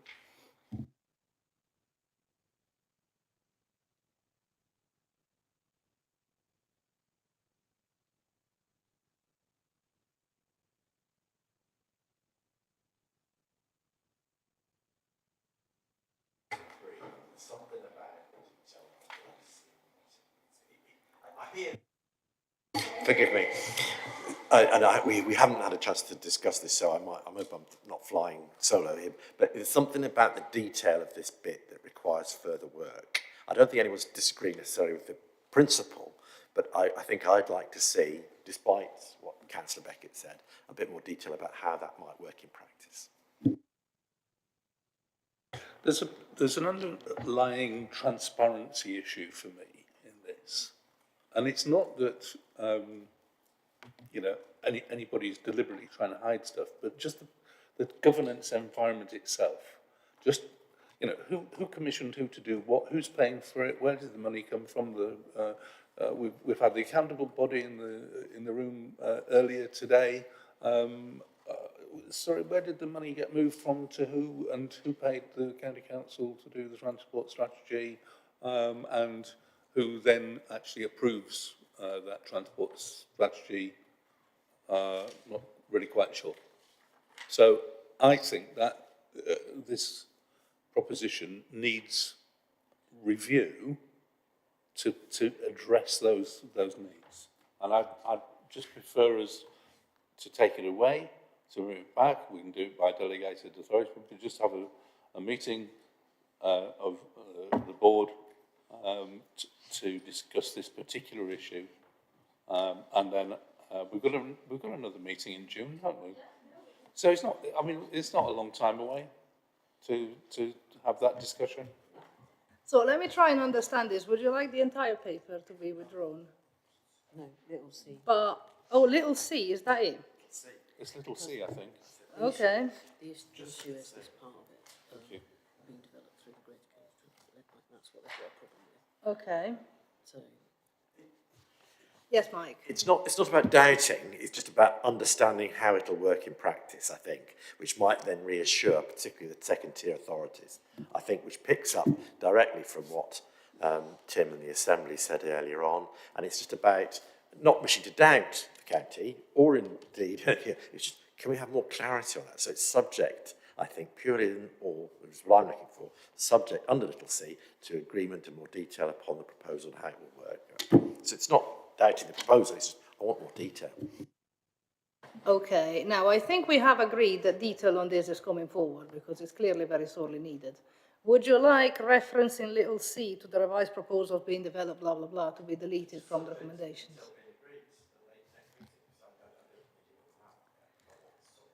Sorry, forgive me, Ellie, sorry.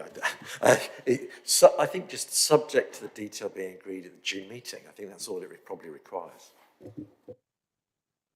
Okay, I am now very slightly confused as to whether I hope that the officers know what it is that they're expected to bring to us in June, because as you know, it's not quite a long time away.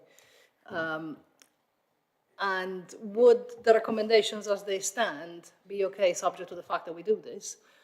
Or do you want to change them, is what I'm asking. No, all I want is a line in there, subject to the detail being worked up and brought to the next board meeting. That's it, really. So it's a one-liner added to little 1c, that's all.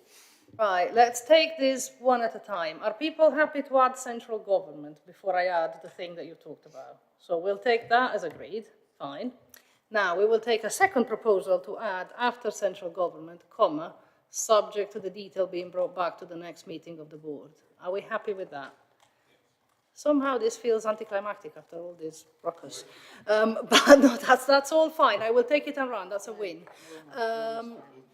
So Wilma's writing. Would you like to read it back to us, or is there any problem? Chair, I'm just wondering where you're suggesting putting those additional words is actually the most appropriate place.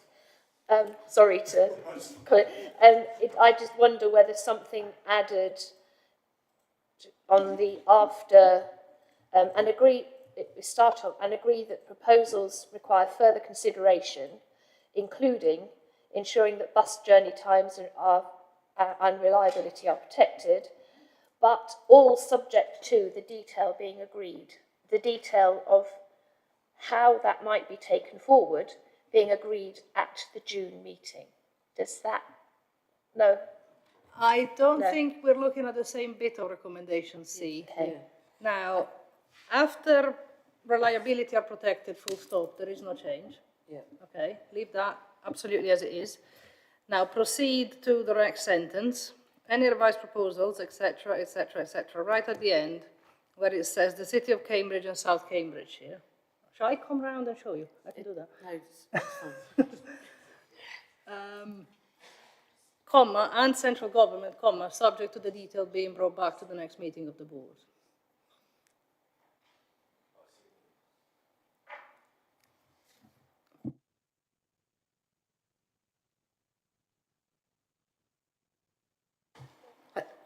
I think that's fine. You're asking for the proposals about how the Greater Cambridge Transport Plan is being developed to come back to the next meeting of the board. I think we understand that that is the request, and we will work with County Council colleagues on bringing, and the CPCA on bringing back the project plan for that at the next meeting. So I think that, as the Chair has said, you finish little c with adding and central government, comma, subject to a detailed project plan for the development of the Greater Cambridge Transport Plan coming to the June meeting, the next meeting. Right. Now, I will say two things. The first one being, I am now outlawing any amendments to any recommendations ever until, for as long as my time as chair. I'm kidding, but I wish I could. The other thing being, I mean, I think for the purposes of reassuring members of this board that we are three equal partners around this table, I think that will be a worthwhile piece of work to do, and I don't think any of us is helped necessarily by the fact that there's quite a lot of bits of responsibility in everywhere in this county, but there is no us and them in this. There is no releasing anything to anybody else, and there never will be. I mean, the details of how our money is spent is in legislation. We can't change it. And, you know, and I do actually think that there is quite a lot to be said for actually making sure that by the time we wrap, everything we're doing has been copy-pasted everywhere else so that they can carry it forward. And that's the way I've been reading it, and I will find out in June at this point if I was right. On all of that, I hope people are happy. As agreed with the recommendations, would you like to vote on them now, or is there more discussion to be had? Going once, going twice. I will take them all en bloc. We are asked to note the updates on bus reform and wider transport strategy from the County Council and the City Access Programme. From the County Council and the Combined Authority, full stop. B, note the update on the City Access Programme. C, I will not read it, but we've been through it. D, agree the updated objectives, which I think is the crucial part for this particular set of recommendations. And E, agree that officers should bring forward proposals for further quick wins or demonstrator projects in the city that will help increase the reliability, etc., and maximise the impact of the wider GCP investment programme, which is what we plan to do, and we plan to do it ourselves, as I hope will be reassuring to people who are listening. Are people happy with these recommendations? Going once, going twice, they are carried. Thank you very much. This is the end of the substantive business. People will be very pleased to hear. There's only one other item on the agenda, which is item number 10. We have got a meeting of the board on Thursday, 27th of June, which will take place at 4 p.m. in location to be disclosed closer to the time. There has been discussion, and this goes back to the discussion we were having earlier about aligning ourselves budget-wise, but also to the accountable body, but also making sure that we have our meetings when it makes more sense for us to have them. We are going to merge our autumn and winter board meetings. So instead of two separate meetings in September and December, we will have one meeting in November. At the moment, the provisional date for that is the 7th of November. If anything changes, I am sure that it will be communicated. So that is also something to note before we close. At which point, thank you everyone so much for your contributions. It's always wonderful that things sometimes don't go to plan. It genuinely is. But it was a very worthwhile discussion. Thank you everybody for participating, and I will see you all in June.